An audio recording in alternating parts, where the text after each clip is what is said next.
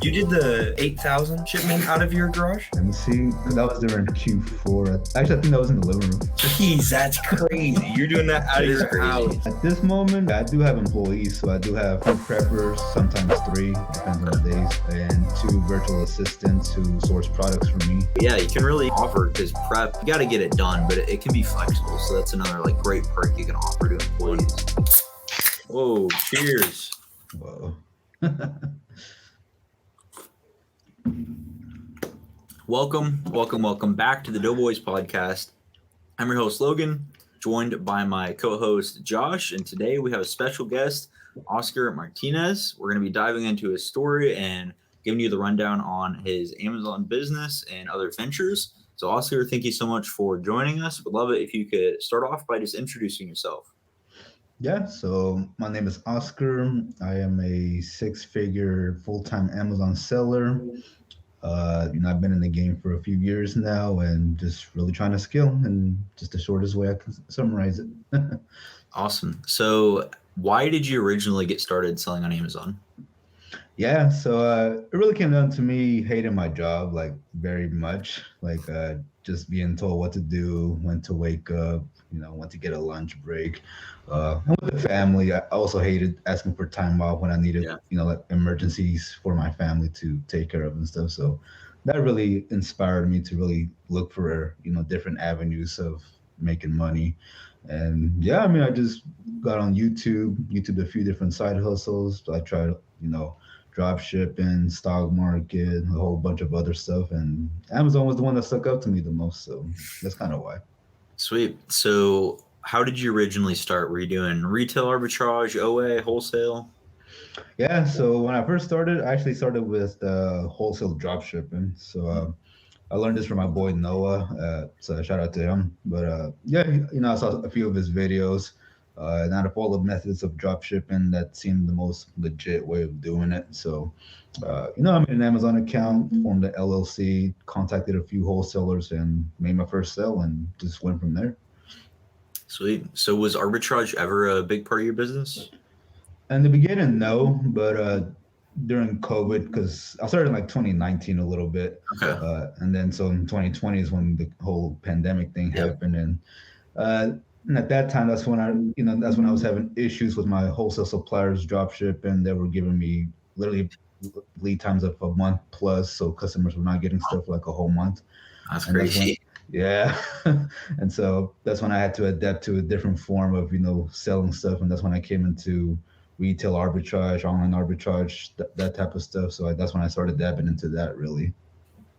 I'm curious, do you still do everything yourself, or do you have any employees at all?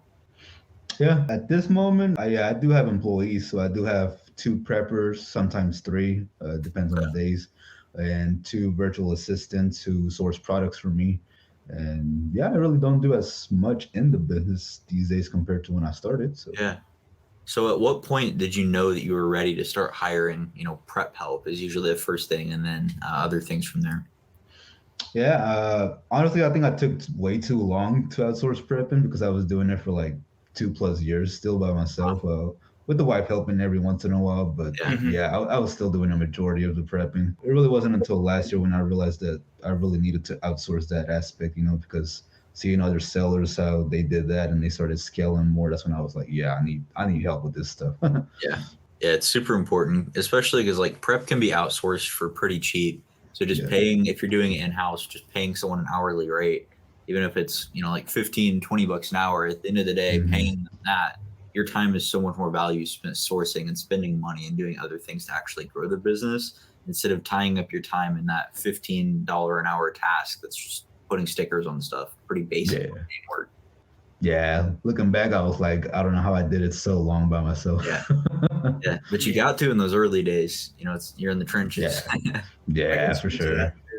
Yeah, it's one of those things that it's pretty easy to outsource as well, right? Because you can find someone that can put stickers. It's not complicated. It's just repetitious. Yeah, it's not hard, but it's hard work. You got to grind it out.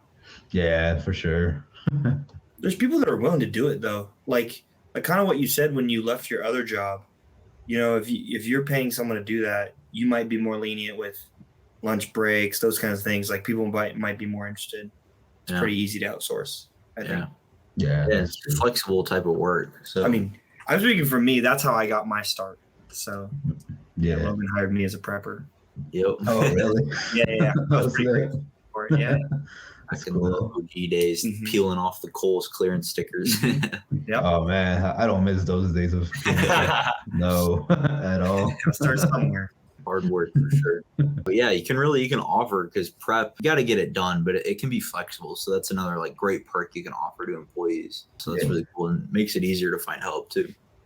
Yeah, for sure. Like I really wish I did outsource that because the type of job I had, it was long hours working there. So I was basically sacrificing my whole weekends to literally prepping from 4 in the morning to like 5 in the afternoon. So Yeah. Man, yeah, at that point, that's a lot of volume. yeah. So yeah, I really wish I did it sooner though. Did you feel like it was pretty easy in the training process? What did that look like for you? I mean, it was a huge learning curve, for Yeah. sure. Like just figuring out how to source, reading the keeper charts. It definitely took a while to, really learn and get the gist of it, because it's just a lot to learn. Even the prepping part, you're still learning that aspect. And so Right. it was a lot. Yeah. So how about whenever you hired your prep help, what did the process look like for training them to be at a point where you trust them to prep your products? So it's actually family that helps me. So Okay. That's a great place to start. That's where I recommend people look, is friends and family. Yeah, if you can get them first, I would definitely go for them first. But yeah, I mean, it's very simple. I just have them watching me do exactly what I do. I show them the different ways that they can prep stuff in a poly bag. Because some products can go standing up, other ones you'll have to lay flat to get the grip pretty nicely, folding them, peeling off the little tape or whatever, putting the labels. I mean, it's really simple. I mean, I don't think something that should take too long to really teach somebody, honestly. Yeah. Are they like just doing the prep aspect, or are they building your shipments and all that too? So I actually have my VAs building up the shipments for me. So they're the ones doing the building, and then I just print out the stickers for my preppers, and literally from there they basically handle it all on their own. Yeah. Now, how do you handle the boxing process? Yeah, do they box the stuff, or do you do that? Yeah, they box them, tape them up, and everything. And you do mostly LTL, right? Yeah. Could you talk about the reason for why you do that for anyone wondering? So LTL, I mean, for one, if you're using 2D barcodes, you'll get faster check-in time. At least in my experience, right? Because I've heard Do the you use opposite. 2D workflow? Yeah, we use 2D workflow in our Shout process. out Larry Labarsky. Yeah, love that software. But yeah, so we use that for faster check-in times, and then the rates are way much cheaper as well. I mean, you guys know with SPD, your shipping charges is usually 30 cents to $1 per pound. With LTL, I've had it as low as like a penny before in my experience. So That's huge. That's Yeah. insane. Yeah. And the faster check-in times. I mean, those are two big wins. yeah, I mean, most of my stuff gets checked in within a week. So Have you heard of Boxed or Scan Power? skin power. Yeah, I've heard of it from Cody. He's told me about Cody's it pretty before. big on it. They have a small parcel delivery. Like, what I'm trying to say is they have a shipment building software, and it's really good even for small parcel delivery. And you can generate 2D barcodes even for a small parcel, which is pretty cool. But not a lot of people know about it or take advantage of it. 2D barcodes, for people that don't know, what are those? So we vaguely use them out at Alpha Prep just for my stuff. I don't know if you remember, but it's like an additional label. It's basically like something you can scan, and then it immediately just shows everything and helps that checking process be a lot smoother. That's It's my additional to understanding the of it. two other tags you put on the outside of the box. That's right? what it was for small parcel. What does it look like as far as the box labeling process for LTL? Because I've never done that. The box label? Yeah, I mean, it's pretty simple. So with SPD, you normally put your shipping label and your box label on the same box. With LTL, you just put your box label on each box that you're going to ship out, and then just stack it on the pallet one by one. And once you're done with that pallet, wrap it up, put it on the pallet, all that good stuff.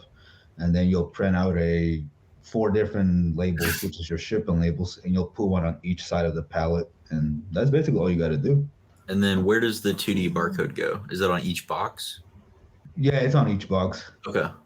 So it'll be on each box. That way it'll make it faster for the Amazon workers. It does kind of make sense why it would be quicker for Amazon. I get that now.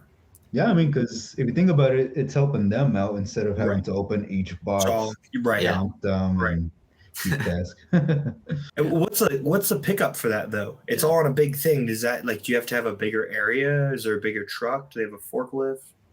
Yeah. So in my experience so far, you usually have to call a lift gate or request one that same morning of the pickup. So if I had a pickup for today, I would have to wake up early and give them a call to, get a lift gate. But really, you just need a forklift. I mean, not a forklift, sorry, a pallet jack. Okay. And with the pallet jack, you just move it around, Right. load it on there, and then they basically just take it from there. So it's pretty simple. Potentially 1 cent per pound shipping rate is insane. Yeah, I mean that was on a shipment that we had like I think almost 8,000 units. So Wow. Right. it was a ton of small That's light crazy. stuff. Right. That's a big shipment. Big Yeah. boy. You do all wholesale now? Is that right? Not 100%. We still do some OA, Okay. just because the OA sites that we buy they don't limit us, so we're able to buy Yeah. them in big quantities. So we're still doing some OA just because of that reason alone. And do you prep your own OA or does that go to a prep center? We do everything 100% over here in house. Okay. Do you have a space outside of your house that you're doing that prep at? Just in the garage, really. Garage, or sometimes even in the living room, because we don't really have much in the living room, just like a sofa, really. You did the 8,000 shipment out of your garage? Let me see, because that was during Q4. Actually, I think that was in the living room. Yeah. Jeez, that's crazy. You're doing that out of That is your crazy. house. That's And insane. people really like undervalue what you can get done out of your house. Really? Like just make space.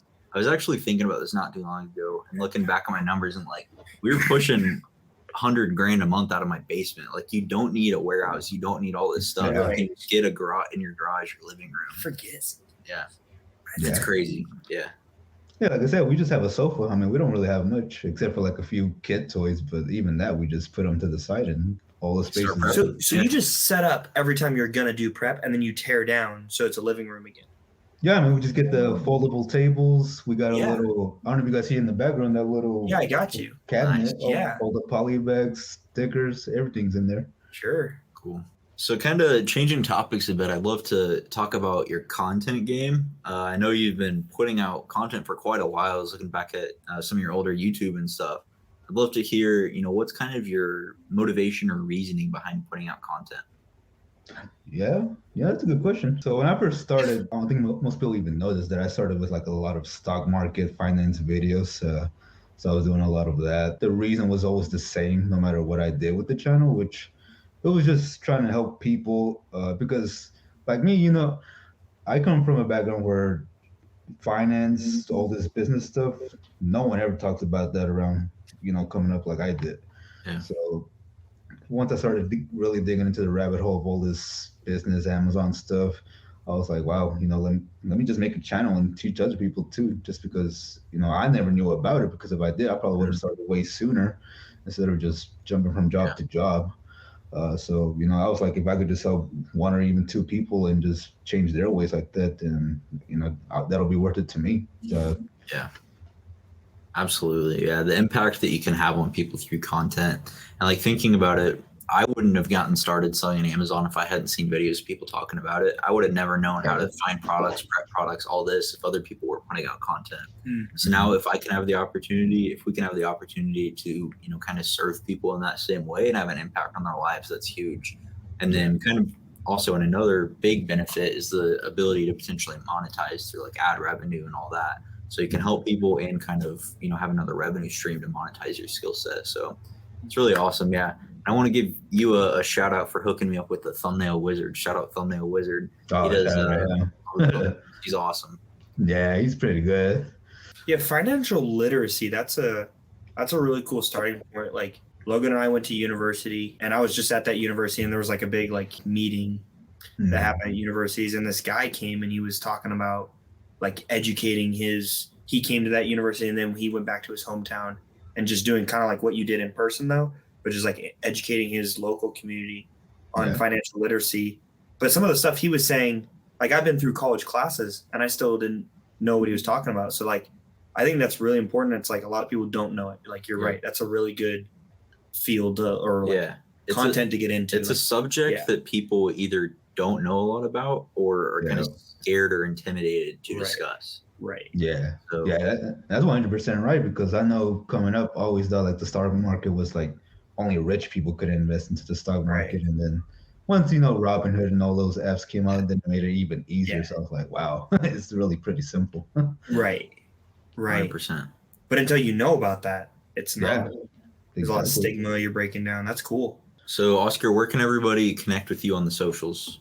Twitter, YouTube, Instagram. I mean, I have a Facebook, but I really don't. I just transfer whatever's on Instagram onto there. So, but if you want to reach out, definitely on Instagram the most for sure. Sweet. Yeah, so everybody go check out Oscar on social media. What's your handle, do you know? I think it's Oscar Martinez _817. Okay. Yeah, so guys, go check him out. Viewers, thank you so much for listening.